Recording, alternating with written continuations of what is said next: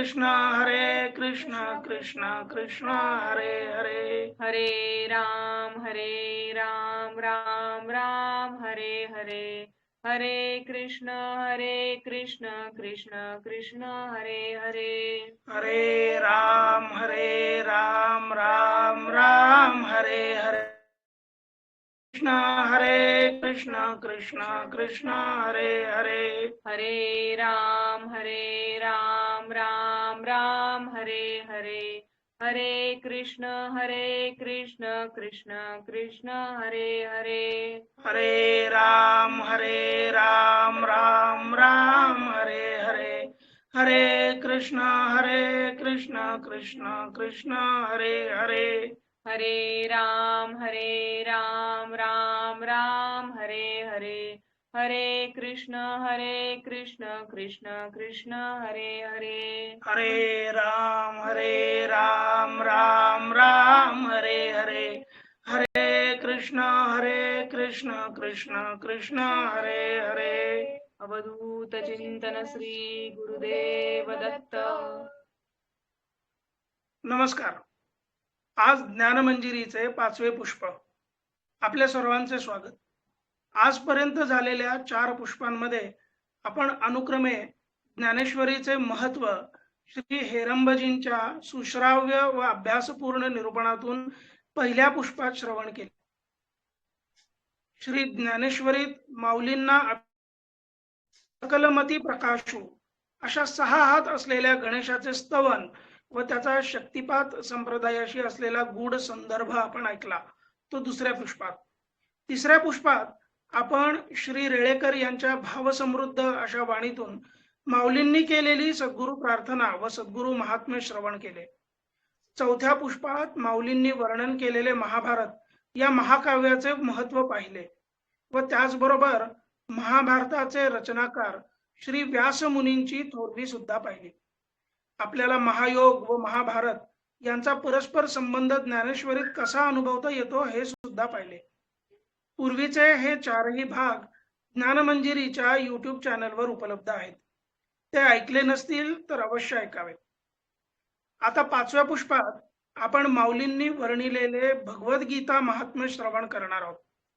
खर तर आपण भगवंतांनी सांगितलेल्या भगवद्गीतेचे महत्व ऐकणार आहोत, हा सुवर्ण कांचन योगच म्हटला पाहिजे. भगवद्गीतेची महती आपण सर्व संतांच्या साहित्यातून ऐकलेली वाचलेली असेलच. असं म्हणतात की जन्माला आलेल्या प्रत्येकाने एकदा तरी श्री भगवद्गीता जरूर वाचावी. अशा अत्युच्च उंची असलेल्या भगवद्गीतेबद्दल श्री शंकराचार्य म्हणतात, गीता शास्त्रमिदं पुण्यम यः पठेत पुमानः विष्णो पद्मवाप्नोति भयशोकादि वर्जितः. गीताध्यायनशीलस्य प्राणायामपरस्य च नैव सन्ति हि पापानि पूर्वजन्म कृतानि च.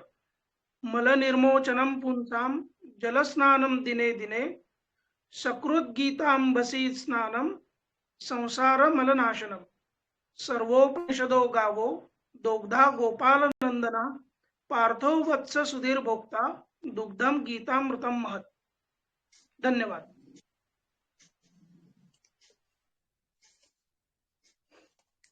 नमस्कार. ज्ञानमंजिरीच्या आजच्या या 5व्या भागामध्ये सर्वांचं स्वागत. आपण भगवंताचं ध्यान करून, माऊलींचं ध्यान करून आजच्या या भागाला सुरुवात करूया. महायोगपीठे तटे भीमरथ्या वरं पुंडरीकाय दातुं मुनीन्द्रैः समागत्य तिष्ठन्तमानन्दकन्दं परब्रह्मलिङ्गं भजे पाण्डुरङ्गम्. अलंकापुरी पुण्यभूमी पवित्र जिथे नांदतो ज्ञान राजा सुपात्र. जया आठवीता महापुण्य राशी नमस्कार माझा सद्गुरु ज्ञानेश्वरासी. पुंडलिका वरदे हरी विठ्ठल श्री ज्ञानदेव तुकाराम पंढरीनाथ भगवान की जय. माऊली ज्ञानेश्वर महाराज की जय. जगद्गुरु तुकाराम महाराज की जय. श्री स्वामी समर्थ महाराज की जय. परमहंस परिव्राजकाचार्य श्री वासुदेवानंद सरस्वती स्वामी महाराज की जय. परमहंस परिव्राजकाचार्य श्री लोकनाथ तीर्थ स्वामी महाराज की जय। योगीराज श्री गुळवणी महाराज की जय। ब्रह्मर्षी दत्त महाराज, योग तपस्वी काका महाराज, परम पूजनीय श्री जोशी महाराज की जय। गीता सुगीता कर्तव्या किमन्ये शास्त्र विस्तरैः या स्वयं पद्मनाभस्य मुखपद्मात विनिसृताः। गीता ही पद्मनाभ म्हणजे भगवान विष्णूच्या स्वतः त्याच्या मुखातून ती प्रसारित झाली। अशा ह्या गीतेचं गीता सुगीता कर्तव्य, अशा गीतेचं गायन करणं, तिचा अभ्यास करणं, चिंतन मनन करणं आणि ते जीवनामध्ये आचरण करणं हे कर्तव्य आहे। कोणाचं? तर आपल्या तुमच्या माझ्यासारख्या मनुष्य लोकांमध्ये आलेल्या, आपण मनुष्य देहात आलेल्या, आपला जो ज्याचा जन्म झालेला आहे, असं प्रत्येकाचं हे कर्तव्य आहे की ही गीता ही सुगीता करावी। कारण असं म्हटलेलं आहे की वेद हे सर्वश्रेष्ठ आहेत आणि वेद जरी सर्वश्रेष्ठ असले तरी असं म्हणतात की देवादिदेव महाविष्णू हे योग निद्रेमध्ये असताना त्यांच्या उच्छ्वासामधून वेद निर्माण झाले। माऊली सुद्धा म्हणतात हा तो निद्रिताचा गुरु। निद्रित भगवान महाविष्णू निद्रित असताना, अवस्थेमध्ये असताना त्यातला घोर म्हणजेच निश्वास, त्या रूपाने हे वेद प्रगट झालेत। परंतु या स्वयं पद्मनाभस्य मुखपद्मात विनिसृतः, प्रत्यक्ष भगवान स्वतः शुद्ध भावनेवर असताना, स्वतः चालते बोलते असताना, शुद्धीवर असताना, अगदी थोडक्यात आपण म्हणायचं झालं तर अशा जाणत्या नयनत्या वेळेला सुद्धा, अशा वेळेला ही गीता प्रत्यक्ष भगवंताच्या मुखातून प्रसारित झाली, म्हणून तिचं महत्व हे आगळं आहे। आजही आपण एखाद्या कायद्याच्या भाषेमध्ये एखादं प्रतिज्ञापत्र करत असेल, एखादं मृत्यूपत्र करणार असू, तर आधी तिथं लिहिलेलं असतं की मी शुद्धीमध्ये, पूर्ण शुद्धीमध्ये हे लिहून देत आहे। तसं भगवंत एका योगारूढ अवस्थेमध्ये असताना ही गीता चैतन्य स्वरूपामध्ये सांगितली गेली आणि म्हणून त्याचं महत्व हे आगळं आहे। ही गीता निद्रिताचा गुरु, वेद हे जे निद्रिताचा गुरु म्हटलेलं आहे, परंतु गीता ही प्रत्यक्ष भगवंताच्या मुखातून प्रसारित झालेली। आणि या गीता ग्रंथाचा ताजेपणा, आता 5 शास्त्रज्ञ असं म्हणतात की 5000 वर्ष झाली, परंतु या 5000 वर्षामध्ये सुद्धा या गीतेचा ताजेपणा हे अजूनही टवटवीत ती गीता आहे। त्यातलं तत्वज्ञान हे कालातीत आहे। आजच्या घडीला सुद्धा जितकं ते कुरुक्षेत्रावर होणाऱ्या धर्म युद्धामध्ये ज्यावेळेला ते लागू पडतं, तितकं आजच्या कलियुगामध्ये सुद्धा ते तितकंच गीता तत्वज्ञान हे लागू पडतं। आणि म्हणून झाडावरची फुलं जशी कालांतराने शिळी होतात, पण सोन्याची फुलं जर असतील तर ती कायमस्वरूपी टवटवीत असतात। त्याप्रमाणे हे सुवर्ण पुष्प आहे, ही गीता ही आजही टवटवीत आहे। आणि या गीतेवरची ही टीका म्हणजे ज्ञानेश्वरी ही अनंत कालापर्यंत ही अशीच ताजीतवाणी अशी राहणार आहे। एक कवी कल्पना अशी आहे की देवी सरस्वती ब्रह्मलोकामध्ये वीणा वादन करते आणि तिच्या भक्तांनी तिच्या पायावर, तिच्या मस्तकावर सुंदर अशी सुवासिक फुलं वाहिलेली आहेत आणि ती हालचाल करत असताना त्यातली 4 फुलं ही तिच्या मस्तकावरून ओघळून ती मृत्यूलोकामध्ये आली आणि ती मृत्यूलोकामध्ये आलेली 4 फुलं निवृत्ती, ज्ञानदेव, सोपान आणि मुक्ताबाई।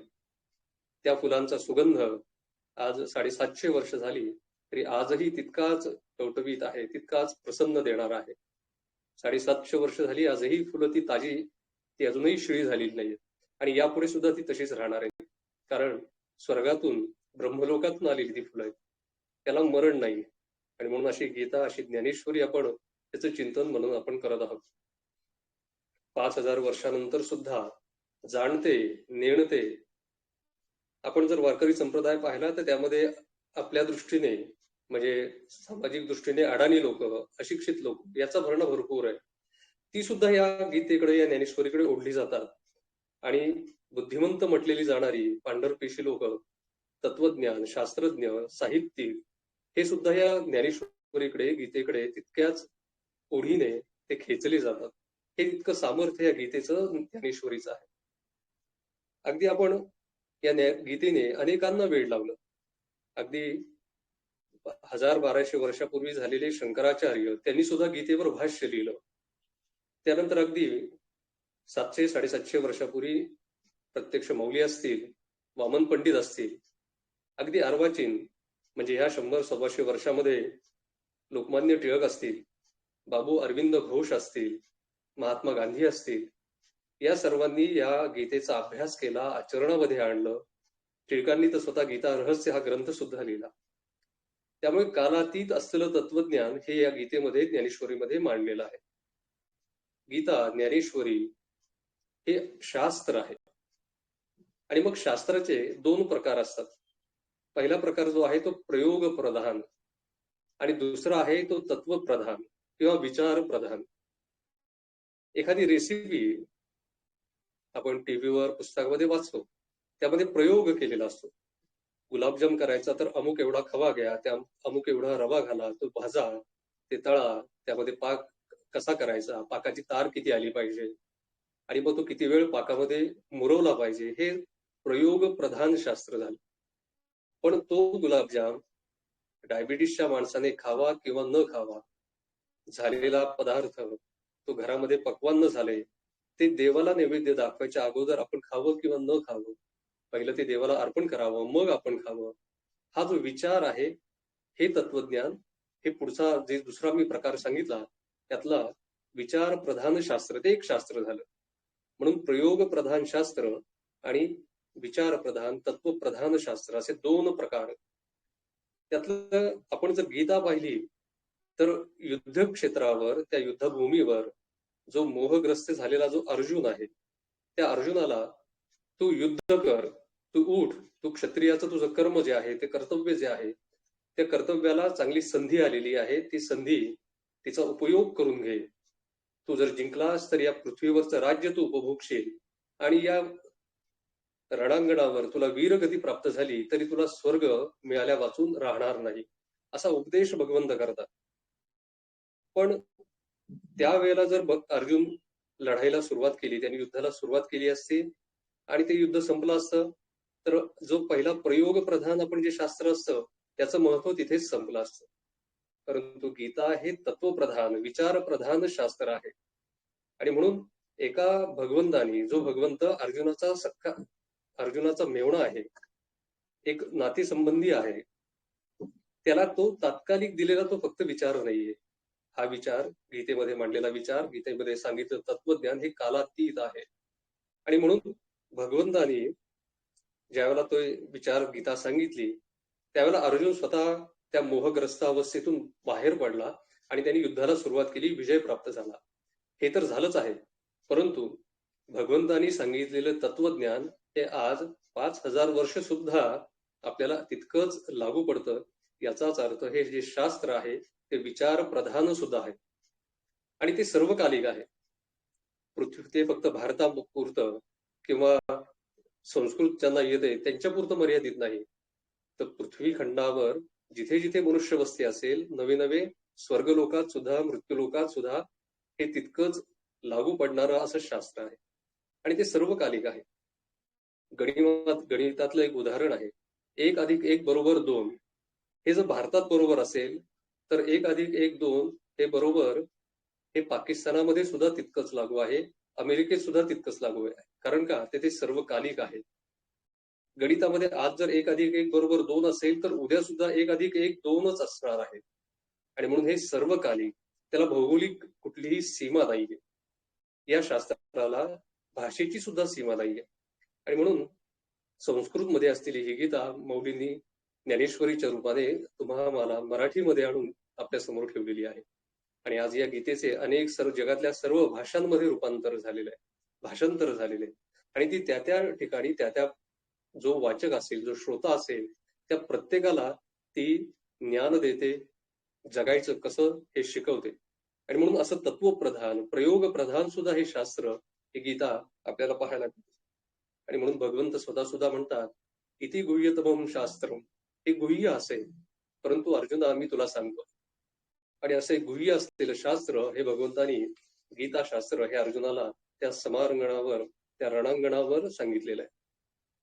आणि म्हणून सुख, दुःख, मोह अशा या गोष्टींनी ज्या वेळेला सुद्धा जीवनामध्ये आजही स्थान आहे आणि त्यावेळेला सुद्धा आहे. मानवी जीवनामध्ये असलेल्या ज्या भावभावना आहेत त्या काळात सुद्धा होत्या आणि आज सुद्धा आहेत. आजचा एखादा शास्त्रज्ञ जर दुर्बीण लावून तो तासनतास एखाद्या ग्रहाचं निरीक्षण करत असेल, त्यावेळेला तो ह्या सगळ्या भावना आहेत तो विसरून जातो, तो तहानभूक विसरतो. आपण पाहतो की शास्त्रज्ञ दाढी वाढलेली असते, केस वाढलेले असतात, कपडे गबाळे असतात. कारण का? ते हे बाह्य जे भावना आहेत त्या सगळ्या विसरून त्यांची जो ध्येय असतं त्याच्याशी एकरूप झालेले असतात. पण ज्या वेळेला ही दुर्बीण बाजूला जाते तेव्हा पुन्हा त्याला सुख, दुःख, मोह, लोभ, राग, लोभ, त्यानंतर तहान, भूक हे पुन्हा लागणारच आहे. त्यामुळे गीताशास्त्र हे ह्या सर्वांवर तुम्हाला कसं वागायचं, कसं आचरण करायचं हे शिकवते. आणि म्हणून अशा या गीतेला विचार प्रधान शास्त्र, यामध्ये प्रयोग कमी परंतु विचार जास्त आहे. आणि त्या विचाराचं चिंतन, मनन आपण या ज्ञानमंजिरीच्या चिंतनातून ज्ञानेश्वरीच्या रूपाने आपण करत आहोत. याच्यामध्ये गीतेमध्ये सांगितलेलं हे तत्वज्ञान हे आपण जर पाहिलं तर निश्चितपणे असं म्हणावं लागतं की भारताने जगाला दिलेली ही देणगी आहे. आणि म्हणून या गीतेचं तत्वज्ञान आपण अनुभवताना आपण आता ज्ञानेश्वरीमध्ये आपण मगाशी मागच्या 4 भागामध्ये काय काय पाहिलं हे उल्लेख आपण ऐकला. आता माऊली या विषयामध्ये प्रवेश करताय. विषय काय आहे? तो गीतेचा. ही गीता जी संस्कृत भाषित देवभाषेमध्ये असलेली गीता ही बोली भाषेमध्ये तेव्हाची प्राकृत मराठी भाषा, त्या मराठी भाषेत सांगताना त्या गीतेचं महत्व काय हे पुन्हा एकदा सुरुवातीला सांगतात आणि नंतर त्या गीतेचा अनुवाद करायला, त्याचा विस्तार करायला सुरुवात करतात. या गीतेमध्ये आपण पाहिलं की भगवंत आणि अर्जुन असे 2 संवाद आहेत. आणि दुसरा जो संवाद आहे तो संजय आणि धृतराष्ट्र यांचा. अशा 2 संवादातून ही गीता पुढे पुढे जाते. आणि ज्ञानेश्वरीमध्ये माऊलींनी 3रा संवाद त्यामध्ये याची भर घातलेली. ज्ञानेश्वरीमध्ये गीतेमध्ये असलेले 2 संवाद आहेतच, म्हणजे कृष्ण आणि अर्जुन, भगवंताचा आणि अर्जुनाचा संवाद आहेच आहे. त्यानंतर संजय आणि धृतराष्ट्र यांचाही संवाद आहे. आणि 3रा संवाद ज्ञानेश्वरीमध्ये स्वतः माऊली आणि श्रोते, माऊली आणि श्रोत्यांमध्ये बसलेले सद्गुरू श्री निवृत्तीनाथ यांचा संवाद सुद्धा आहे. अशा 3 संवादामधून ही ज्ञानेश्वरी पुढे पुढे जायला सुरुवात करते. आपण मागच्या भागामध्ये साधारण 49 ओव्या या आपल्या झालेल्या आहेत. आणि आज या गीताशास्त्राचं किंवा या गीता महात्म्य वर्णन करणाऱ्या साधारण 11 ओव्या आहेत. त्या साधारण क्रमांक 50 ते 61. या 50व्या भागामध्ये 50व्या ओवीमध्ये माऊली म्हणतायत, आता भारत कमळ परागू गीताख्यू प्रसंगू जो संवादला श्रीरंगू अर्जुनेसी. आता भारत म्हणजे महाभारत हे एक जणू काही कमळाचं पुष्प आहे. आणि त्या पुष्पामध्ये, त्या कमल पुष्पामध्ये असलेला मकरंद की जो भुंगे त्याचं सेवन करतात, तो मकरंद म्हणजे ही गीता आहे. महाभारतामध्ये वेगवेगळी पर्व आहेत. पर्व याचा अर्थ अध्याय. थोडक्यात आपण एखादी पोथी वाचताना त्यामध्ये अध्याय असतो, तसं गीतेला त्या अध्यायाला पर्व म्हटलेलं आहे. आणि मग भीष्म पर्व जे आहे त्या भीष्म पर्वामध्ये ही गीता भगवंताची सांगितलेली ही व्यास महर्षींनी ती लिहून ठेवलेली आहे. आणि म्हणून माऊली म्हणतात की गीता हा महाभारत रूपी ब्रह्मकमळातील परागगण आहे, तो मकरंद आहे. आणि त्याचा हा संवाद तो कोणाशी आहे? गीताख्य प्रसंगू जो संवादिला श्रीरंगू अर्जुनेसी. इथे श्रीरंग असं भगवंताला पहिलं ज्ञानेश्वरीमध्ये अनेक वेगवेगळ्या नावांनी भगवंताला माऊलींनी हाक मारलेली, त्याला आदराने त्याला संबोधन केलेलं आहे. याच्यातलं पहिलं नाव आहे ते श्रीरंग. श्रीरंग, श्री याचा अर्थ आपल्या शास्त्रामध्ये लक्ष्मी, श्री याचा अर्थ शक्ती. जो कोणी देवता आहे, मग त्यामध्ये ब्रह्मा विष्णू महेश असतील, गणपती असतील, दत्तात्रेय असतील, ज्या काही देवता आहेत त्यांची जी शक्ती आहे ती श्री स्वरूप असते. महादेवाची शक्ती श्री स्वरूप म्हणजे तीच आदिमाया जगदंबा पार्वती.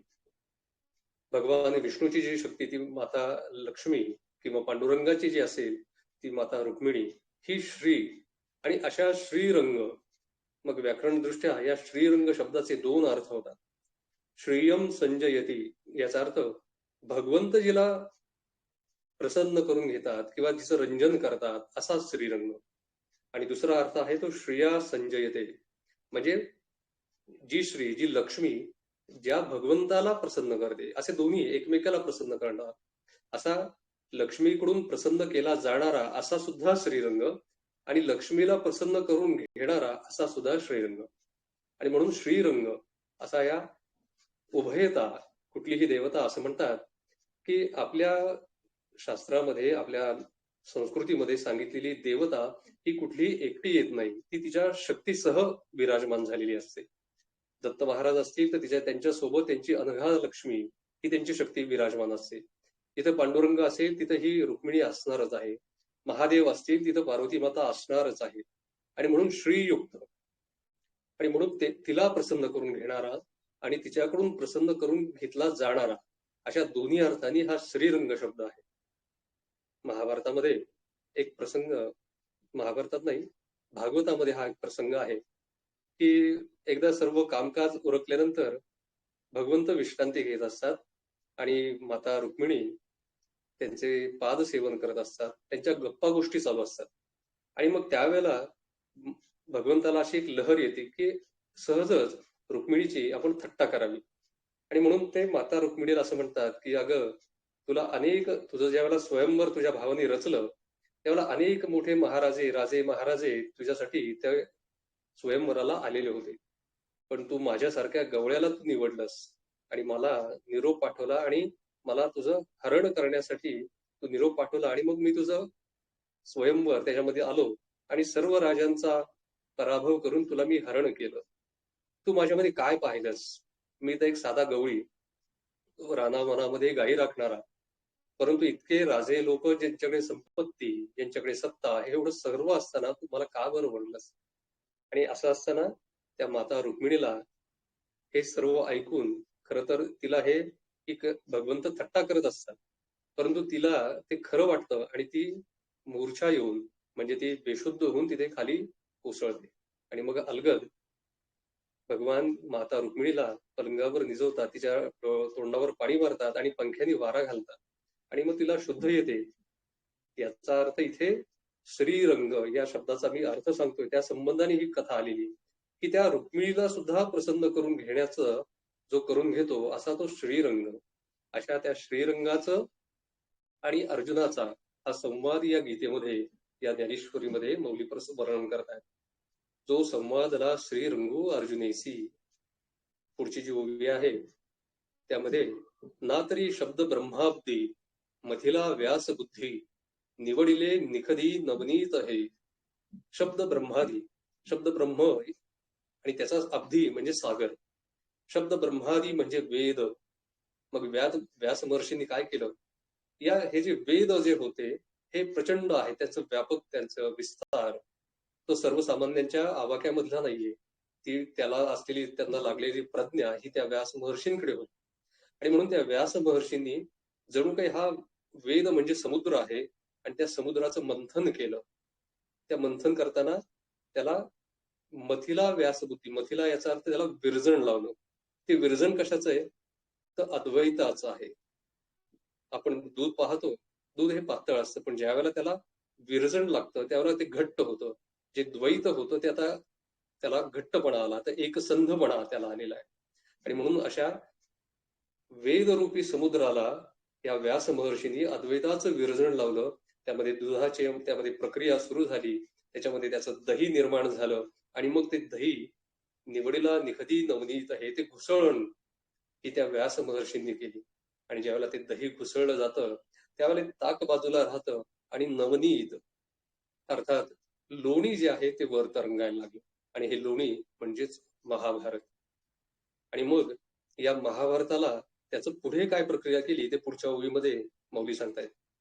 मग ज्ञानाग्नी संपर्के कडसलीनी विवेके पद आले परिपाके अमोदासी. महर्षी व्यासांनी काय केलं, ते लोणी जे आहे ते विवेकाच्या पात्रामध्ये घेतलंय आणि ते विवेकाचं पात्र कुठे ठेवलंय, तर ज्ञानाग्नीची चूल मांडलेली आहे, त्याचं धगधगते ज्ञानाचा अग्नी तो धगधगता आहे, त्याच्यावर ते भांड ठेवलेलं आहे आणि आता त्या लोण्याला त्या अग्नीचा संपर्क झालेला आहे. मग ज्ञानाग्नी संपर्के कडसलीने म्हणजे कढवलं, विवेकाच्या पात्रामध्ये ते कढवलं आणि मग पद आले परिपाके अमोदासी, अमोद, आणि मग त्याचा सुगंध असा सुवास सुटायला सुरुवात झाली. हळूहळू त्या लोण्याचं तूप व्हायची प्रक्रिया सुरू झाली आणि एक सुगंध आला. आणि मग हा सुगंध म्हणजे हे जे लोण्यापासून जे झालेले तूप आहे, साजूक तूप, ते म्हणजे ही गीता.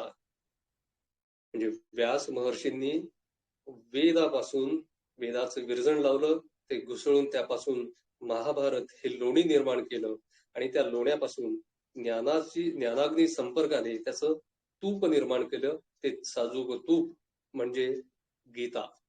आणि मग या गीता कशी आहे, तर ही गीता 4 प्रकारच्या लोकांकडून सेविली जाते. त्यामध्ये त्याचे 4 प्रकार पुढच्या ओळीमध्ये माऊली सांगतात. जे अपेक्षिजे विरक्त लोक जे आहेत, ज्यांना विरक्ती आलेली आहे, ज्यांना वैराग्य प्राप्त झालेले आहे. पण ते कशामुळे, तर वैराग्य कशामुळे प्राप्त होतं, तर चित्तशुद्धीमुळे. आणि चित्तशुद्धी कशामुळे होते, तर चित्तशुद्धी होते ते आपलं विहित कर्म निरपेक्ष भावाने करत गेल्यानंतर हळूहळू वैराग्य प्राप्त होतं. आणि ते वैराग्य प्राप्त ज्याला झालेलं आहे, असे काय करतात, अपेक्षिजे, या विरक्त लोकांना या गीतेची अपेक्षा असते. त्यातमध्ये गीतेमधले सांगितलेलं ज्ञान जे आहे, त्या ज्ञानाची अपेक्षा या विरक्तांना असते. दुसरे आहेत ते संत, सदा अनुभवी जे संती. हे जे ज्ञान आहे, जे गीतेतलं तत्वज्ञान आहे, संत मात्र त्याचा अनुभव सतत घेत असतात. संत असं म्हणतात की संत कधी धर्माने वागत नाही. तुम्हाला आश्चर्य वाटेल मी असं म्हणतोय ते, की संत कधीही धर्माने वागत नाही. तर संत जे वागतात तो धर्म असतो. ज्ञानेश्वर माऊली असतील, तुकाराम महाराज असतील, स्वतः स्वामी महाराज असतील, वासुदेवानंद सरस्वती स्वामी महाराज असतील, हे जे वागतात त्यांच्या वागण्यातून धर्म निर्माण होतो. आणि म्हणून संत जे वागतात त्यातून धर्म निर्माण होतो, धर्म प्रसवला जातो आणि त्याप्रमाणे आपण वागावं. आणि म्हणून हे संत जे आहेत, हे संत त्या गीतातल्या त्यामध्ये त्यांना अनुभव, सतत ते अनुभव ते घेत असतात, सतत त्याचं आचरण करत असतात. आणि तिसरे जे आहे ते सोहम भावे पारंगती. सोहम भावामध्ये जे योगी लोक आहेत, ते योगी लोक यामध्ये रमिजे जेथ, हे जे योगी लोक आहेत ते यामध्ये या गीतेच्या तत्वज्ञानामध्ये सतत रममाण असतात. त्यांचं आता आचरण सुटलेलं आहे. आता त्यांना त्या तत्वज्ञानातला शब्देविण संवादी जे असं जे तत्वज्ञान आहे, त्याच्यामध्ये ते सतत रममाण असतात योगी. आणि चौथा प्रकार जो आहे तो भक्त, तुम्ही आम्ही जो आहोत. जे आकरणी जे भक्त काय करतात, तर या गीतेचं श्रवण करतात. याचा मी उलटा अर्थ विपर्यास असा लावतो की भक्तांनी श्रवण करावं. भक्तांनी श्रवण केलं तर त्यांना विरक्ती येईल आणि त्यांना त्या गीतेचं तत्वज्ञानाची अपेक्षा होईल. आणि ज्यावेळेला अपेक्षा होईल, मिळेल, मग त्यावेळेला त्याचा अनुभव होऊन आपण संत, आणि मग अनुभव आल्यानंतर त्यामध्ये रममाण झालेले योगी, असा हा जो प्रवास आहे तो भक्ताचा प्रवास. भक्ताकडून वैरागी, विरक्ताकडून संत आणि संताकडून योगी, असा हा प्रवास हा झाला पाहिजे. आणि म्हणून असा प्रवास करून देणारी ही गीता आणि अशा प्रवासामध्ये मार्गदर्शन करणारी ही ज्ञानेश्वरी. जे आकर्णी जे भक्ती, जे आदिवंद्य त्रिजगती, त्रिजग, मृत्यूलोक आहे, स्वर्गलोक आहे, पाताळ लोक आहे. या तीनही लोकांमध्ये आदिवंद्य म्हणजे जिचं प्रथम पूजन केलं जातं असं गीता आहे. प्रत्येक लोकामध्ये, मृत्यूलोकामध्ये आपण गणपतीचं पूजन करू, स्वर्गलोकामध्ये अजून बृहस्पती असतील किंवा पाताळ लोकामध्ये अजून कुणी तिथलं दैवत असेल. पण गीता हे तिन्ही लोकांमध्ये पूजनीय आणि आदिवंद्य ही प्रथम पूजनेचा मान हा गीतेचा आहे. आणि ते भीष्म पर्वी संगती म्हणली कथा, भीष्म पर्वामध्ये अशी ही कथा ही सांगितली गेलेली. त्याला कथा जरी म्हटलं तरी पुन्हा एकदा सांगावं असं वाटतं की हा आपला भारतीय इतिहास आहे. महाभारत झालं, रामायण झालं, ह्या कथा कल्पोकल्पित कथा नव्हे. या कादंबऱ्या तर मुळीच नव्हे, तर हा आपला पूर्व इतिहास आहे. आणि तो पूर्व इतिहास आपण चिंतनातून, वाचनातून, पारायणामधून मुलांवर एक संस्कार कथारूपाने आपण तो जिवंत ठेवलेला आहे आणि यापुढेही ठेवणं आपलं कर्तव्य आहे. असा हा भीष्म पर्वामध्ये सांगितलेली ही गीता आणि त्यावरचा विस्तार म्हणजे ज्ञानेश्वरी. हे भगवद्गीता म्हणजे जे ब्रह्मेशानी प्रशंसिजे. ब्रह्मेश म्हणजे कोण? ब्रह्मा आणि महेश. ब्रह्मा आणि महेश यांनी सुद्धा ज्याचं पूजन करावं असं ही गीता, भगवद्गीता अशी आहे. जे सनकादिक सेविजे आदरेसी. सनकादिक असे 4 बंधू हे ब्रह्मदेवाचे मानसपुत्र, ते सुद्धा या गीतेचे सतत पारायण करत असतात, गीता गात असतात आणि त्या गीतेच्या गायनामधून आदराने तिचं भजन पूजन करत असतात. आणि इतकी ही गीता ही सर्व लोकांमध्ये ही पूजनीय आहे, ती आदि वंदनीय आहे. आता ही गीता त्याचा अभ्यास कसा करावा हे मौली इथे अगदी तुम्हा आम्हाला सांगतायत. ब्रह्मादिक महेश ते तर अभ्यास करतातच आहेत, सनकादिक मुनी तर करतातच आहेत, पण तुम्ही आम्ही हा अभ्यास कसा करावा याबद्दल मौली इथे सांगतायत. मौली काय म्हणतायत? 56वी ओवी आहे. जैसे शारदीयेचे चंद्रकळी माझी अमृतकण कोवळे, ते वेचिती मन मवाळे चकोर तलगे. चकोर तलगे म्हणजे चकोर पक्षाची पिलं. अशी कविकल्पना अशी आहे की चकोर पक्षी जो आहे तो अन्न दुसरं खात नाही, तर चंद्रप्रकाशामधून जे अमृत पाझरतं, तो चकोर पक्षी आ करून म्हणजे तोंड वासून त्या चंद्राकडे तोंड वाचतो आणि मग ते चंद्र किरणामधून येणारं अमृत जे आहे त्या अमृताने तो चकोर पक्षी आपलं पोट भरतो. अशी कविकल्पना आहे. या मौलींनी या कविकल्पनेचा अजून पुढे विस्तार केलेला आहे की चकोर तलगे म्हणजे या चकोराची पिलं. आता कुठलीही पिलं जर म्हटली त्यामध्ये माणसाचं आहे, कुठल्याही प्राण्याचं आणि पक्ष्याचं पिलू म्हटलं की ते नाजूक आलं. तर चकोर तलगे म्हणजे चकोर मुळात तो पक्षी तो किती नाजूक, आणि त्याची पिलं की ज्यांनी अजूनही आपण पाहतो की पक्ष्याची पिलं लवकर डोळे उघडत नाही, ती फक्त चोच वाचून आपली आई काय आणून देईल ते खात असतात. आणि मग ही जी पिलं आहेत ही पिलं त्या चंद्रामृताचा, त्या चंद्राच्या प्रकाशातून पाझरणाऱ्या अमृताचा किती हळुवारपणे त्याचं सेवन करत असतील, तितक्या हळुवारपणे श्रोत्यांनी या गीतेचं, ज्ञानेश्वरीचं सेवन केलं पाहिजे. म्हणजे धावपळीच्या जगामध्ये आपण आज अनेक लोक अनेक उपासना करतात. कोण गुरुचरित्र नियमाने वाचत असेल, कोण स्वामीचरित्र वाचत असेल, कोणी गीतेचा पाठही करत असेल, पण ती हळुवारपणे आपण ती उपासना तितकी हळुवारपणे केली पाहिजे. मान्य आहे की आज शहरामध्ये धावपळीचं युग आहे, परंतु मग एखादी आपली जी उपासना आहे ती छोटी हवी, पण मात्र ती तितक्या हळुवारपणे केली पाहिजे.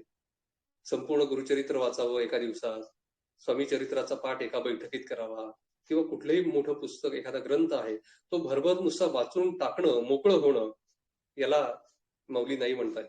मौली काय म्हणतायत की हळुवारपणे ते वाचलं पाहिजे. मग ज्ञानेश्वरीच्या किंवा गुरुचरित्राच्या तुम्ही 5 ओव्या वाचा, 10 ओव्या वाचा, 50 वाचा, पण त्या हळू सावकाश त्या आतमध्ये मुरल्या पाहिजे. डॉक्टर एखादं इंजेक्शन देतात, इंजेक्शन दिलं की थोडं थांबा म्हणतात, 10 मिनिटं झोपून राहा, पडून राहा, शांत बसा. ते इंजेक्शन सर्व धमन्यांमधून आपल्या रक्तामधून पास झालं पाहिजे आणि मग त्याचे ते सर्व शरीरभर पसरलं गेलं पाहिजे. तसं आपण एखादा ग्रंथ ज्या वेळेला वाचतो तो ग्रंथ तितका हळुवारपणे, हळुवार चित्ताने, एकाग्रपणे वाचला पाहिजे. आणि तसं तुम्ही ही ज्ञानेश्वरी वाचा. म्हणून माऊली आता ती ज्ञानेश्वरी कशी वाचावी, तुमचा मनोभाव कसा असावा, हा इथे सांगतायत.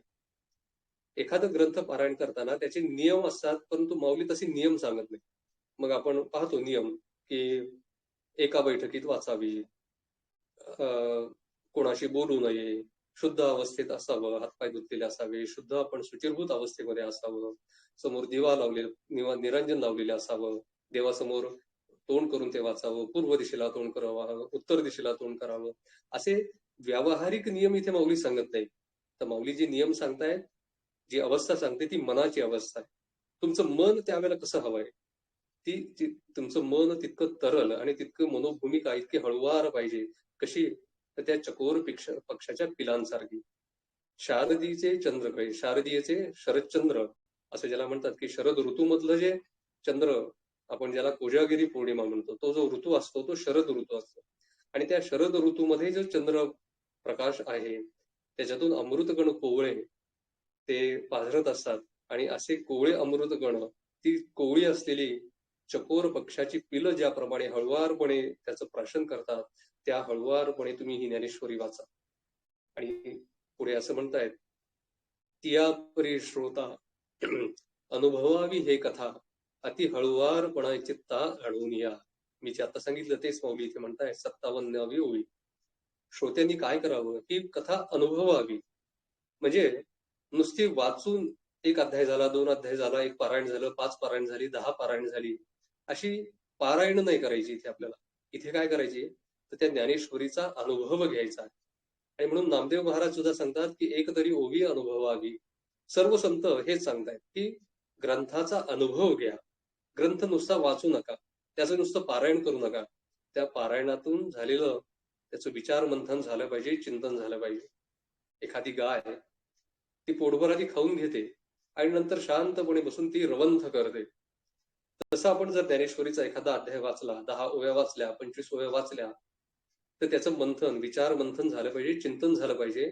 आणि ह्या ओवीमधून माऊली मला काय सांगतायत, गीतेमधला हा श्लोक मी आज वाचला, त्याचा अर्थ काय बरं, त्या अर्थाचा माझ्या जीवनाशी काय संबंध आहे, हे आम्ही त्याचं चिंतन मनन हे झालं पाहिजे. आणि म्हणून अनुभवावी हे कथा, अति हळुवारपणे चित्ता आणून या. चित्तामध्ये तितका हळुवारपणे पाहिजे की जितका त्या चकोर पिलाच्या मध्ये आहे. आणि म्हणून इथे सद्गुरुनाथ स्वतः माऊलीच्या समोर बसलेले आहेत, स्वतः निवृत्तीनाथ. आणि निवृत्तीनाथ इथे हळुवारपणे चित्ता, तिथे माऊली मला असं वाटतं की पिलाची जी भूमिका आहे ती स्वतःकडे घेत आहे आणि आईची भूमिका, त्या पक्षिणीची भूमिका ही निवृत्तीनाथांकडे देत आहे. कदाचित ही गीता सांगत असताना ते माऊली स्वतःला सुद्धा एक बजावत असतील की ही गीता आता तो सांगतोय ती किती हळुवार सांगितली पाहिजे, की समोर ती निवृत्तीनाथ रूपी आई बसलेली आहे आणि मी स्वतः पिलू होऊन, जे पिलू जितकं कोमल हृदयाने, कोमल हळुवारपणे चित्ताने जे सांगितलंय त्याप्रमाणे आता ही कथा तुम्ही सर्वांनी ऐका. हे शब्देबिन संवादिजे, इंद्रिया नेणता भोगीजे, बोला आधी झोंबिजे प्रमेयासी. हा जो गीता किंवा ही ज्ञानेश्वरी आहे, हा कसा ग्रंथ आहे, तर शब्देबिन संवादिजे. दक्षिणामूर्ती स्तोत्र हे आदि शंकराचार्यांनी रचलेलं आहे. त्याच्यामध्ये वर्णन असं आहे की एक वयाने तरुण असे सद्गुरू एका महावृक्षाखाली बसलेले आहेत. सद्गुरू हे तरुण आहेत आणि त्यांच्या पुढे बसलेले शिष्य हे वृद्ध आहेत, त्यांचं वय खूप आहे. सहसा आपण असं पाहतो की गुरु हे वयाने ज्येष्ठ असतात आणि शिष्य जे आहेत ते वयाने कमी असतात. परंतु इथे आदि शंकराचार्य उलट म्हणतायत, सद्गुरू हे चिरतरुण आहेत आणि त्याबरोबर समोर बसलेले जे वृद्ध शिष्य ते वृद्ध आहेत. आणि तिथे संवाद चालू आहे, पण तो संवाद हा मुक्याचा संवाद आहे. तो कसा आहे, तो गुरोस्तु मौन व्याख्यानम शिष्यास्ते छिन्न संशय. मौन हेच त्या गुरूंचं व्याख्यान आहे. आणि त्याच्यामुळे काय होतंय, तर समोर बसलेल्या जे शिष्य आहेत त्यांच्या मनामधले जे संशय आहेत, त्याच्या मनामधले असलेल्या ज्या शंका आहेत, जे प्रश्न आहेत, त्याची आपोआप उत्तरं मिळत आहेत. आणि इथे मला पुन्हा सर्व श्रोत्यांना महायोग शक्तिपात योगाकडे घेऊन जायचंय. महायोग शक्तिपात योग हा जो आहे, हा असा शब्देबिन संवादीचे, जिथे संवाद नाही, जिथे शब्द नाहीये, जिथे कुठलीही कृती नाहीये, कुठेही इथे बाह्य इंद्रियांचा व्यापार नाही, डोळ्यांनी पाहणं नाहीये, कानांनी ऐकणं नाही, त्वचेचा अनुभव नाही, ही सगळी इंद्रिय, 5 कर्मेंद्रिय आणि 5 ज्ञानेंद्रिय ही सुप्तावस्थेत जाऊन शब्देबिन संवादीचे असा तो महायोग. आणि सद्गुरु योगीराज गुळवणी महाराजांनी साध्या शब्दामध्ये हा महायोग सांगितलाय. स्वस्थ बसा, डोळे मिटा आणि पाहत राहा. आणि शब्देबिन संवादीचे, इंद्रिया नेणता भोगीचे, ही जी इंद्रिय आहेत, 5 कर्मेंद्रिय आणि 5 ज्ञानेंद्रिय, यांना नेणता, त्यांना कळू न देता ही कथा जी आहे ही ज्ञानेश्वरीचा अनुभव घ्यायचा आहे. मग जे महायोग साधक असतील त्यांना हे माहित असेल की जिथे आम्ही महायोग साधना करतो तिथे डोळ्याचं काही काम नाही, तिथे कानाचं ऐकण्याचं काही काम नाही, तोंडाचं वाचेचं बोलायचं काम नाही, त्वचेचं काम नाही, दुसरी कर्मेंद्रियांचं हात पायाचं सुद्धा काहीही काम नाही. स्वस्थ बसा, डोळे मिटा आणि पाहता. इंद्रिया नेणता भोगी जे, आणि मग अशा इंद्रियांना न कळत सुद्धा येणारे जे अनुभव आहेत त्याचा उपभोग तुम्ही घ्या. करुणी सद्गुरु स्मरण अनुभवीजे, असं पुढे 6व्या अध्यायात माऊली म्हणतात. तो जो अनुभव घ्यायचा आहे तो इथे भोगीजे, इंद्रिया नेणता भोगीजे. डोळे बंद करून जो काय आत अनुभव येणार आहे, आत जो अनुभव, जो वासुदेव फेरा करतोय, तो जो अनुभव देणार आहे, तो अनुभव तिथे आतमध्ये घ्यायचा आहे. आणि म्हणून गीतेमध्ये, ज्ञानेश्वरीमध्ये शब्दामध्ये शक्तिपाद आहे. इथे एक गोष्ट आवर्जून सांगावीशी वाटते. कुंडलिनी शक्तीचं जे वर्णन केलेलं आहे, त्याचं वर्णन करताना असं म्हटलेलं आहे माऊलींनी पुढे 6व्या अध्यायात, की ती 3.5 वेटोळे घालून झोपलेली नागिण आहे. 3.5 मात्रा, ओंकाराच्या सुद्धा 3.5 मात्रा सांगितलेल्या आहेत. अ, उ, म आणि अर्धमात्रावरती आपण जे काढतो, अशी 3.5 वेटोळे घालून ही कुंडलिनी रूपी शक्ती तुमच्या माझ्यासह सर्वांच्या जीवांमध्ये, त्या मूलाधारामध्ये निद्रिस्त असते. आणि मग सद्गुरू तिला उठवतात, तिला जागृती अवस्था, तिला जाग करतात, तिला धक्का देतात. आणि मग तो त्या कुंडलिनीचा प्रवास जो आहे तो प्रतिप्रसव मार्गाने सुरू होतो. ती खालून वर वर वर जायला सुरुवात करते. अशी ही जी कुंडलिनी शक्ती आहे तिला 3.5 मात्रा आहे. आणि मग ज्या वेळेला आपण ज्ञानेश्वरीची ओवी वाचतो, ती ज्ञानेश्वरीची ओवी खर तर व्याकरण दृष्ट्या ओवी हा जो प्रकार आहे तो 4 चरणाचा आहे. परंतु ज्ञानेश्वरीमध्ये प्रत्येक ओवी ही 3.5 चरणाची आहे. म्हणजे ही 3.5 चरणाची असलेली ओवी, ही प्रत्येक ओवी ही प्रत्यक्ष माता भगवती जगदंबा असलेल्या त्या कुंडलिनीचंच स्वरूप आहे. आणि म्हणून प्रत्येक ओवीमध्ये शक्तिपात आहे, प्रत्येक ओवीमध्ये महायोग आहे. हा अनुभव आपल्याला इथे घ्यावा असं वाटतं. म्हणून हे शब्दे बिन संवादीजे, इंद्रिया नेणता भोगीजे. इंद्रियांचं इथं काहीही काम नाही. इंद्रियांना न कळू देता अनुभव घ्यायचा आहे. आणि पुढे म्हणतायत, बोला आधी झोंबीजे प्रमेयासी. प्रमेय म्हणजे या ज्ञानेश्वरीमध्ये ओवीमध्ये सांगितलेला सिद्धांत काय जो आहे, तो सिद्धांत, तो बोला आधी, शब्द आपल्यापर्यंत येण्या अगोदर अनुभव घ्यायचा आहे. आणि महायोगामध्ये हीच प्रक्रिया होते. अनुभव आधी येतो आणि मग तो सांगितला जातो. किंबहुना आलेला अनुभव सांगायला शब्द सुद्धा पुरे पडत नाही किंवा शब्द सुद्धा सापडत नाही. त्याला नारद महर्षींनी भक्तिसूत्रामध्ये सांगितलंय, त्याला तो अनिर्वचनीय, की ज्याचं वर्णन करता येत नाही असा अनुभव महायोग साधनेमध्ये येतो. आणि मग तिथे बोला आधी झोंबीजे प्रमेयासी, अमुक एक कृती करा असा तिथे शब्दच नाहीये, परंतु अनुभव आहे. प्रमेयाला आधी झोंबीजे, त्याचा अनुभव घ्यायचा, तो अनुभव या महायोग साधनेमध्ये आहे. आणि म्हणून बोला आधी झोंबीजे प्रमेयासी. जैसे भ्रमर परागून येती, परी कमळ दळे नेणती, तैसे परी आहे सेविती ग्रंथ ये.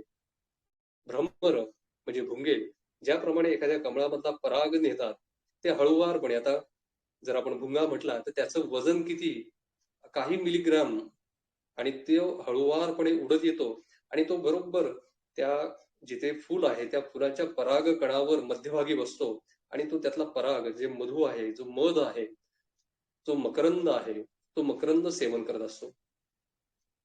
आणि ज्यावेळेला हा भुंगा येतो त्यावेळेला ह्या बाकीच्या जे आजूबाजूला पाकळ्या असतात त्या पाकळ्यांना समजत सुद्धा नाही. जैसे भ्रमर परागून येती, परी कमळ दळे नेणती. कमळाच्या ज्या पाकळ्या येत आहेत त्यांना पाकळ्यांना हे समजत सुद्धा नाही की भुंगा आलाय आणि त्या भुंग्याने तो पराग, तो मकरंद घेतलेला आहे. तैसे परी आहे सेविती ग्रंथी. त्याप्रमाणे या ग्रंथाचं तुम्ही सेवन करा. तिथं पानं किती उलटली किंवा अध्याय किती झाला याला महत्व नाही, तर तुम्ही अति हळुवारपणे त्या ग्रंथाचं सेवन करा. का आपला ठाऊन सांडिता, आलिंगिजे चंद्रू प्रगडता, हा अनुराग भोगिता कुमुदिनी जाणे. आपण पाहतो आपल्या बहुतेकांकडे ब्रह्मकमळ असतील. हे ब्रह्मकमळ हे रात्री उमलतं. आणि रात्री केव्हा उमलतं, ज्यावेळेला चंद्रोदय होतो त्यावेळेला. आणि चंद्रोदय होत असताना, चंद्रोदय झाल्यानंतर हे कमळ इकडे उमलतं. आता कमळाची आणि त्या चंद्राशी प्रत्यक्ष गाठभेट होते का, तर बिलकुल नाही. परंतु चंद्राच्या उदयाने त्या कमळ उमलतं आणि तो अनुराग जो आहे, जे प्रेम सौख्य आहे, ते प्रेम ते कोण भोगतंय, भोगिता कुमुदिनी जाणे, ते त्या कमळालाच माहिती तो जे अर्जुन तो एक चंद्राचं जे प्रेम आहे, तो जो प्रेम वर्षाव आहे, त्याचा जो अनुभव, भेटी प्रत्यक्ष भेट न होता सुद्धा त्याचा अनुभव हे कमळ घेत असतं. महायोग साधनेमध्ये सुद्धा असंच आहे.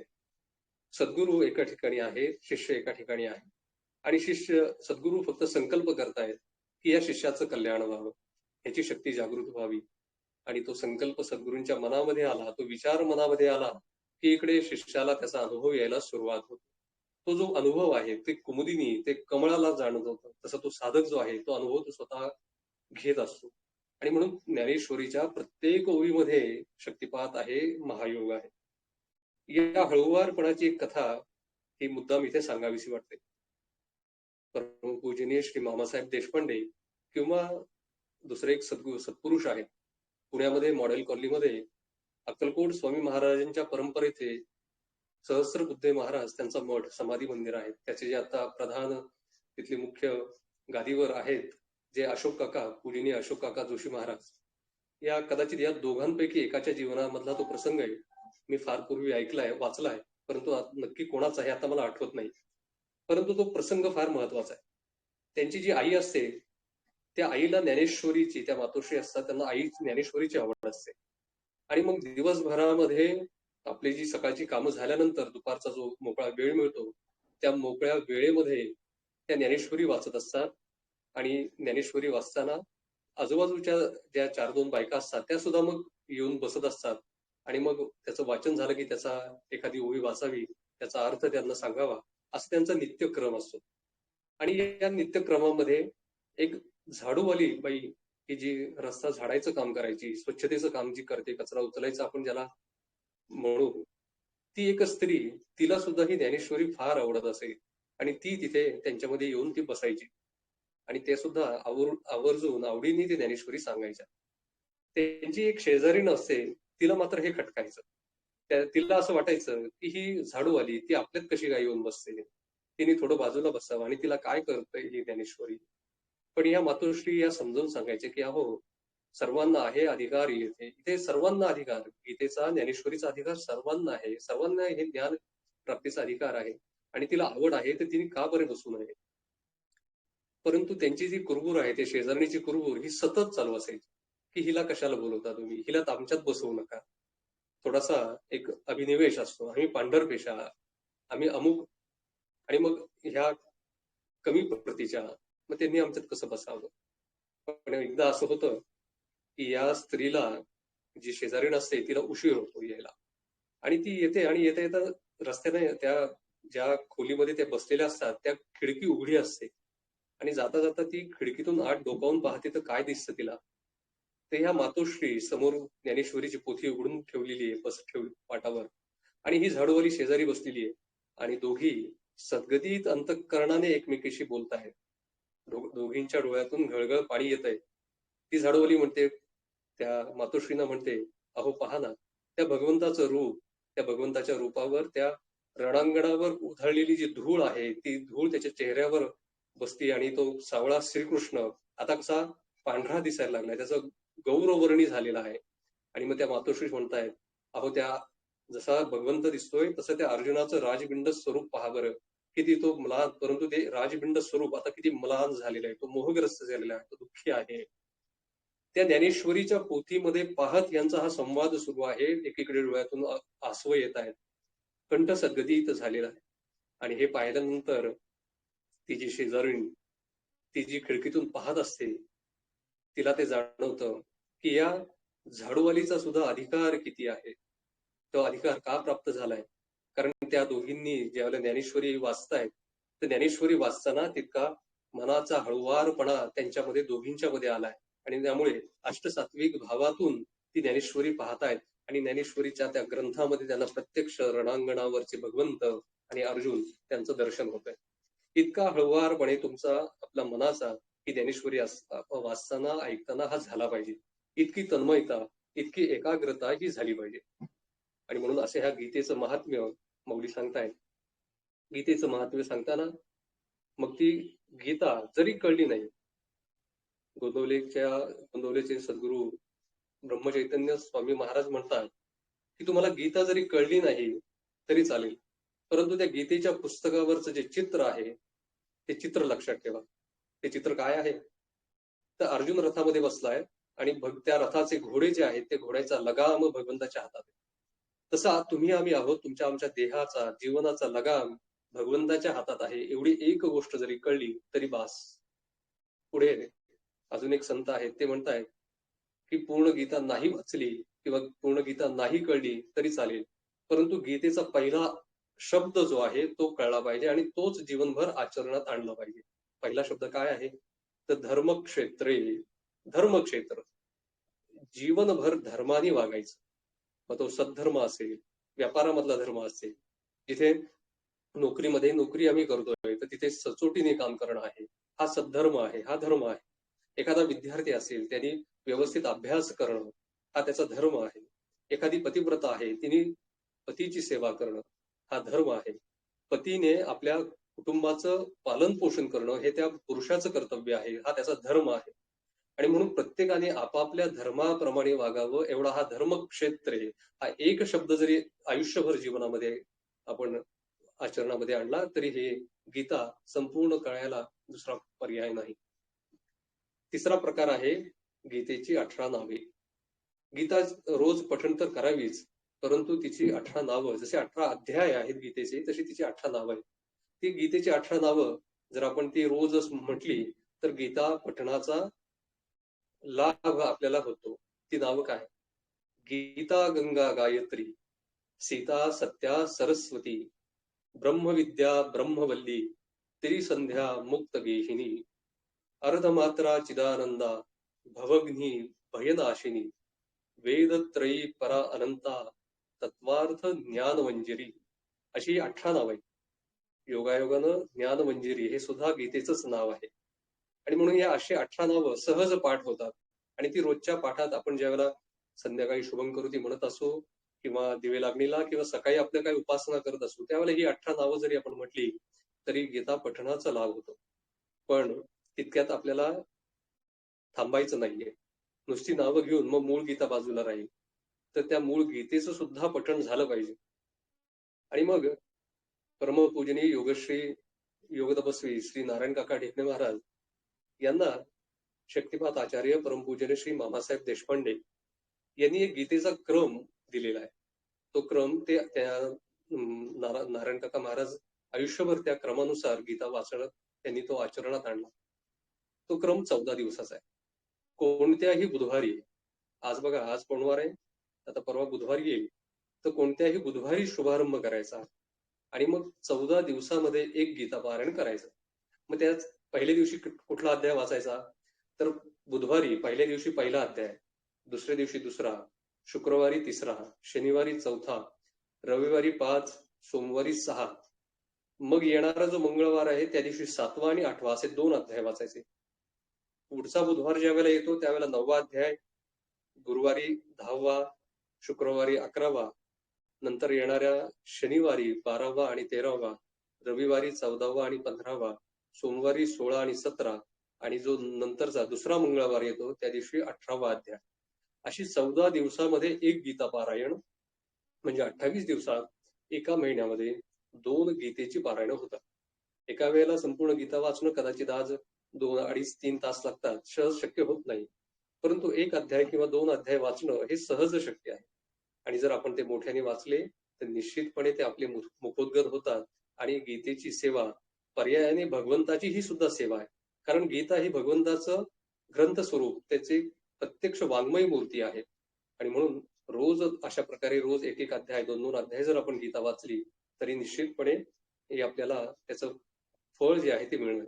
इथे गीता परिवार किंवा अशा अनेक संस्था ज्या आहेत जे गीता संथा देण्याचं काम करतात, त्यांचंही काम फार मोठं आहे आणि त्याचा मुद्दाम इथे आवर्जून उल्लेख करावा असा वाटतो की त्यांचे सुद्धा ऑनलाईन खूप वर्ग सध्या सुरू असतात. गीता परिवार आहे त्यामध्ये त्यांचं काम सुद्धा खूप छान आहे. त्याचमध्ये आपण संथा घेऊन आपण गीता स्पष्ट उच्चारामध्ये कशी म्हणायची आणि त्याची संथा घेऊन आपण त्या गीतेचं सेवन करू शकतो.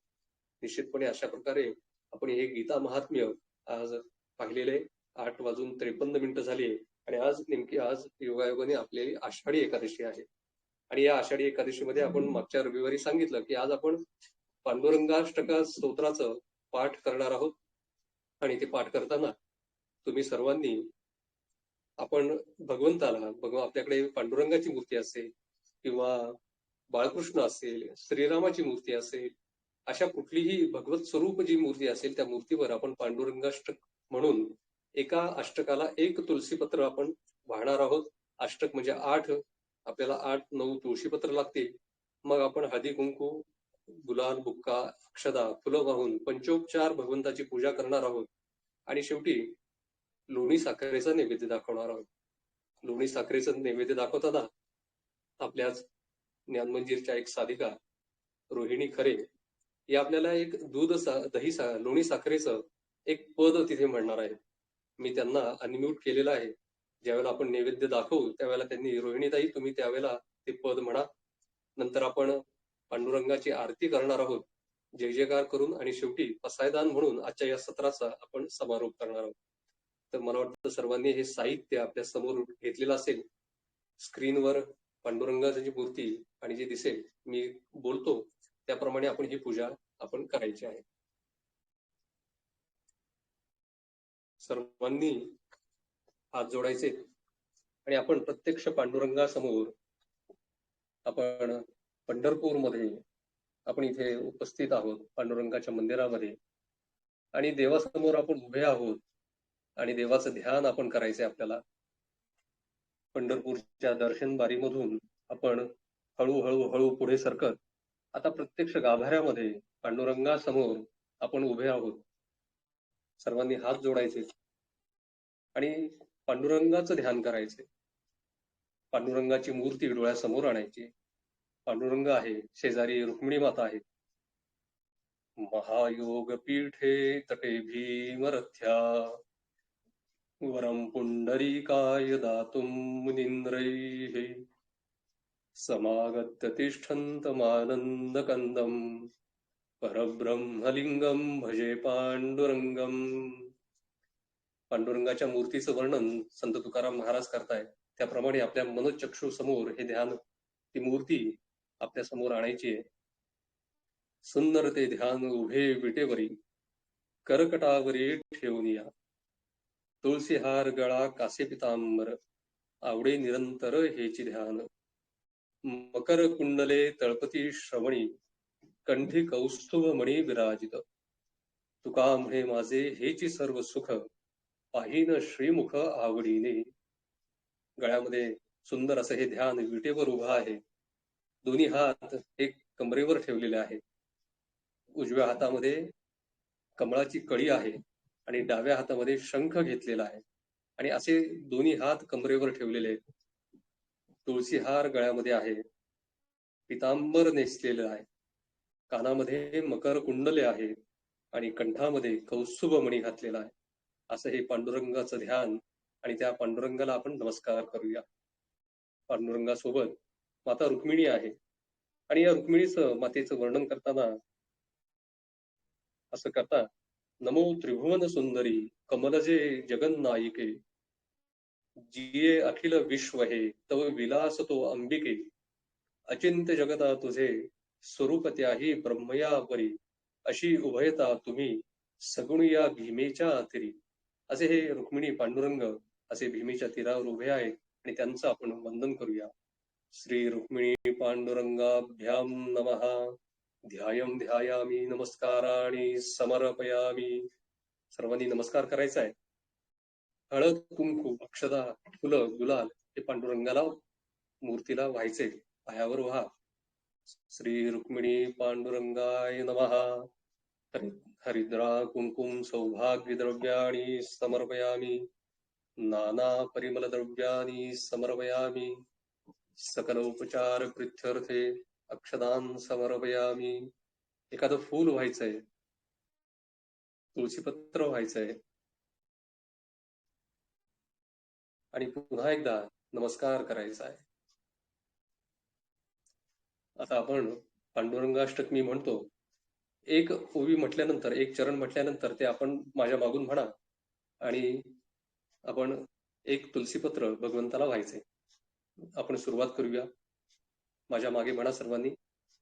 महायोगपीठे तटे भीमरथ्या महायोगपीठे भीमसुरेत्या वरं पुण्डरीकाय दातुं मुनीन्द्रैः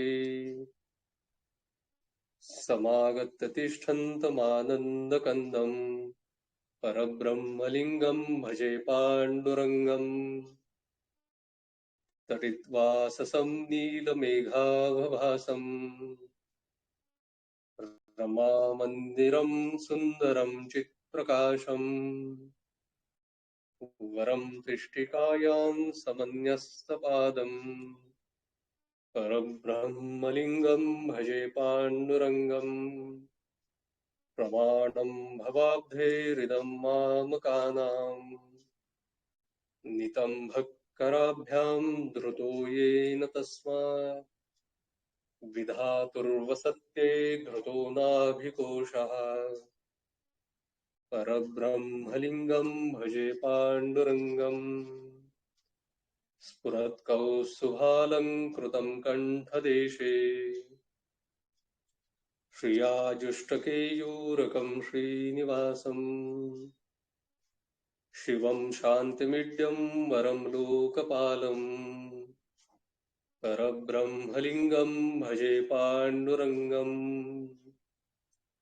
शरच्चन्द्रबिम्बाननं चारुहासम् लसत्कुण्डलाक्रान्तगण्डस्थलान्तम् जपारागबिम्बाधरं कञ्जनेत्रम् परब्रह्मलिङ्गं भजे पाण्डुरङ्गम्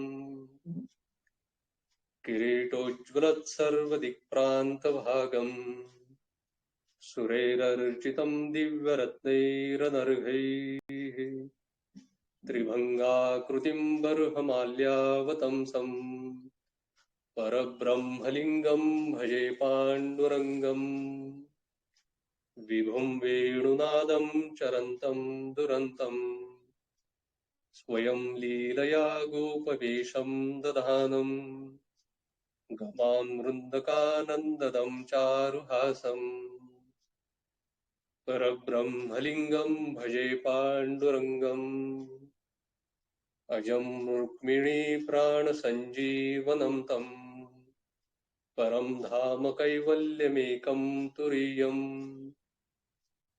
प्रसन्नं प्रसन्नार्तिहं देवदेवम् परब्रह्मलिङ्गं भजे पाण्डुरङ्गम्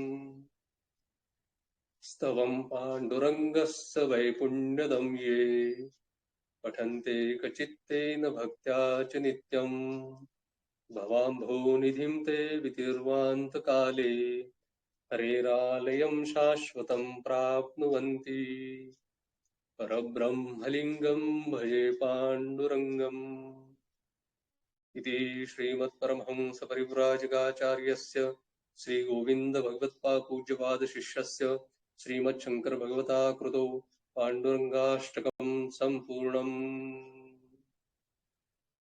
आता भगवंताला धूप दाखवायचा आहे, त्यानंतर निरांजन दाखवायची आहे, निरांजन ओवाळायची एकदा. समोर लोणी साखर किंवा दही साखर जे काही असेल ते समोर पाण्याचा चौकोन करून त्यावरती वाटी ठेवायची आहे. पाण्याची वाटी पहिल्यांदा ठेवा आणि नंतर धूप दीप आधी नैवेद्य समोर ठेवा. पाण्याचा चौकोन करायचा, त्यावर वाटी ठेवायची आणि मग आता धूप दाखवायचा आहे. वनस्पती रसत्पन्नो गंधाडो गंध उत्तमः आग्रेयं सर्वदीपोयं दीपोयं प्रतिगृह्यताम्. निरांजन ओवाळायची, दीप पंचप्राणाच्या ज्योती, ते निरांजन आपण 3 वेळा ओवाळायचंय आणि आता 3 वेळा नैवेद्य दाखवायचा आहे. सत्यतं वर्तेन परिसिंचयामि. 3 वेळा पाणी फिरवायचे.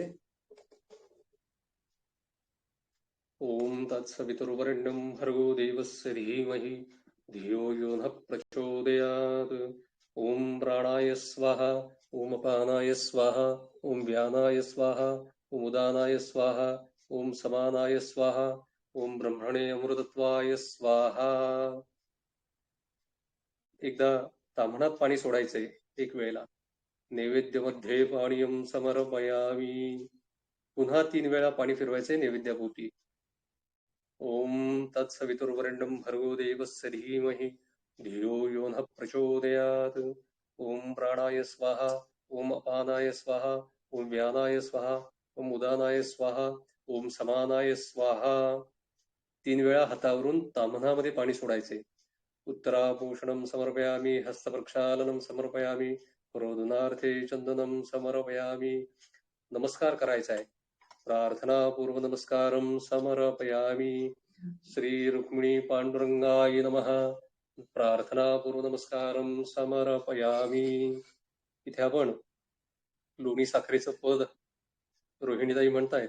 रोहिणीताई, तुम्ही आता येथे पद म्हणा. तुम्ही अनम्यूटचं बटन जे आहे ते बटन दाबून तुम्ही ते पद म्हणायला सुरुवात करा. नमस्कार माऊली. नमस्कार. आले पायाशी नका देऊ अंतर, घ्या देवा लोणी साखर. आले पायाशी नका देऊ अंतर, घ्या देवा लोणी साखर. प्रेम भक्तीची चांदी अणविली, मनोभावे वाटी घडविली. मनी होते त्या द्वैताचे केले मंथन, नवनीत घेतले काढून. या वाटीमध्ये भरले लोणी, कधी पाहिन चक्र पाणी. उल्हास वाटला बाई, कधी पाहिन शेषशायी. तन्मय मन देवा पहाट झाली सत्वर, घ्या देवा लोणी साखर. या वाटीला पंचभूतेही भुलली, दृष्टीने नव्हती देखियली. शुद्ध सोन्याची तंती काढून अणविली, मुक्त मोती त्यात गुंफियली. उल्हास वाटला भारी, कधी पाहिन हा श्रीहरी.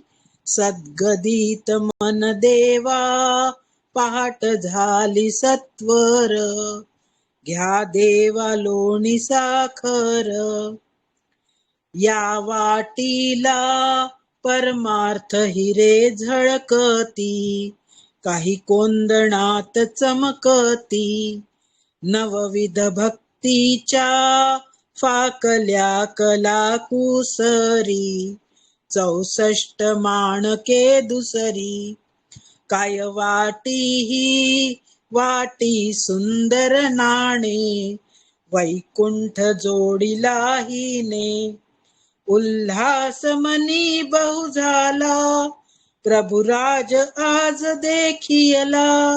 माथा चरणावर ठेवियला, काय दुम त्या पंढरीत गजर फार. घ्या देवा लोणी साखर, आले पायाशी नका देऊ अंतर, घ्या देवा लोणी साखर.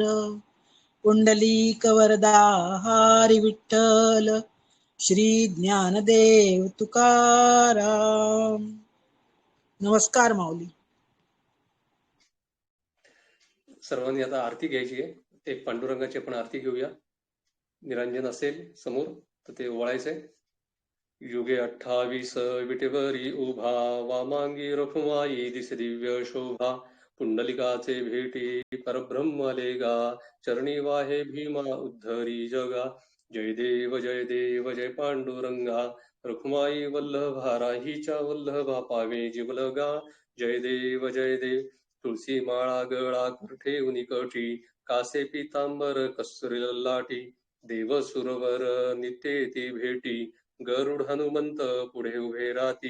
जय देव जय पांडुरंगा, रखुमाई वल्लभा राहीच्या वल्लभा पावे जीवलगा. जय देव धन्य वेणुनाद अनुक्षेत्र पाळा, सुवर्णाची कमळे वनमाळा गळा, राही रुक्माबाई राणी यास कळा, ओवाळी ती राजा विठोबा साबळा.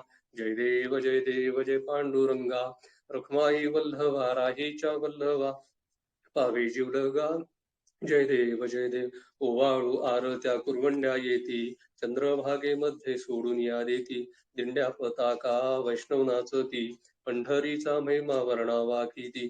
जय देव जय पांडुरंगा, रुक्माई वल्लभा राहीच्या वल्लभा, पावे जीवलगा. जय देव आषाढी कार्तिकी भक्त जन येती, चंद्रभागेमध्ये स्नान जय करती, दर्शन हेळा मात्रे तया होय मुक्ती, केशवासी नामदेव भावे वाढीती. जय देव जय पांडुरंगा, रुक्माई वल्लभा राहीच्या वल्लभा, पावे जीवलगा. जय देव घालीन लोटांगण वंदीन चरण, डोळ्यानी पाहिन रूप तुझे, प्रेमे अलिंगिने आनंद पूजन, भावे ओवाळीन म्हणे नामा. त्वमेव माता पिता त्वमेव बंधुश्च सखा त्वमेव विद्या द्रविणं त्वमेव सर्वं मम देव. कायेन वाचा मनसेंद्रिये वा बुद्ध्यात्मना वा प्रकृती स्वभावा, करोमि यज्ञं सकलं परस्मै नारायणायति समर्पयामि. अच्युतं केशवं रामनारायणं कृष्णदामोदरं वासुदेवं हरि श्रीधरं माधवं गोपिकावल्लभं जानकीनायकं रामचन्द्रं भजे. हरे राम राम राम हरे हरे, हरे कृष्ण कृष्ण कृष्ण हरे हरे. पसायदान घेऊया आपण. आता विश्वात्मके देवे, येणे वाग्यज्ञे तोषावे, तोषोनी मज द्यावे पसाय दान हे. जे खळांची व्यंकटी सांडो, तया सत्कर्मी रती वाढो, भूता परस्परे पडो मैत्री जीवांचे, दुरितांचे तिमिर जाओ, विश्वस्वधर्म सूर्ये पाहो, जो जे वांछील तो ते लाहो. प्राणिजात वर्षद सकळ मंगळी, ईश्वर निष्ठांची मांदियाळी, अनवरत भूमंडळी भेटू भयाभूता. चला कल्पतरूंचे आरव, चेतना चिंतामणीचे गाव, बोलते जे अर्णव पियुषांचे, चंद्रमे जे लांछन, मार्तंड जे तापहीन, ते सर्वाही सदा सज्जन. सोयरे हो तू किंबहुना सर्व सुखी, पूर्ण होऊनी तिही लोकी, भजिजो आदि पुरुषी अखंडित, आणि ग्रंथोपजीविये विशेषी लोकी ये. दृष्टादृष्ट विजय होवावेजी, येथ म्हणे श्री विश्वेश्वराव, हा होईल दान पसाओ. येणेवरे ज्ञानदेव सुखिया झाला, येणेवरे ज्ञानदेव सुखिया झाला, येणेवरे ज्ञानदेव सुखिया झाला. पुंडलिका वरदे हरी विठ्ठल, श्री ज्ञानदेव तुकाराम, पंढरीनाथ भगवान की जय, गोपाल कृष्ण भगवान की जय.